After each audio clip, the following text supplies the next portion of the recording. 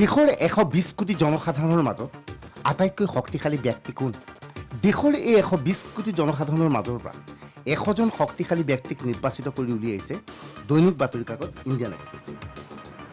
দেশৰ 100 জন শক্তিশালী ভাৰতীয়ৰ মাজত হিমন্ত বিশ্ব শৰ্মা।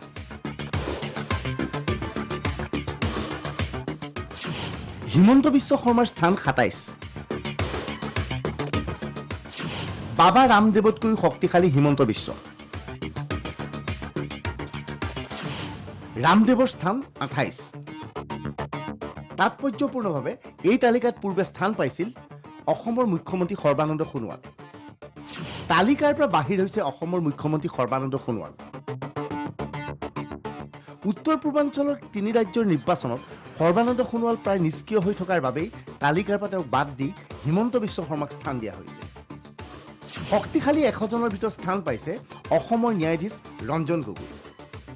ৰঞ্জন গগৈৰ স্থান 45। ন্যায়াধীশ ৰঞ্জন গগৈ উচ্চতম ন্যায়ালয়ত বিভিন্ন ৰায়দান কৰি স্থান দখল কৰিবলৈ সক্ষম হৈছে। দেশৰ আটাইতকৈ শক্তিশালী ব্যক্তিজন হৈছে প্ৰধানমন্ত্ৰী নৰেন্দ্ৰ মোদী। দ্বিতীয় স্থানত আছে বিজেপিৰ সভাপতি অমিত শ্বাহ। পূৰ্বৰ 50 নম্বৰ স্থানৰ পৰা 9 নম্বৰ স্থানলৈ উন্নীত হৈছে মায়াৱতী। 64 পৰা 15 নম্বৰলৈ উন্নীত হৈছে অখিলেশ যাদৱ। ঠিক একেদৰে 33 নম্বৰ স্থানৰ পৰা 73লৈ অৱনমিত হৈছে অৰবিন্দ কেজৰিৱাল।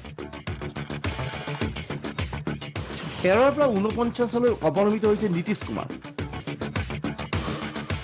আনহাতে দেশৰ 10 নম্বৰ প্ৰভাৱশালী ব্যক্তিৰ তালিকাত আছে Mukesh Ambani.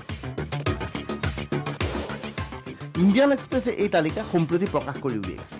Bureau' report DY365।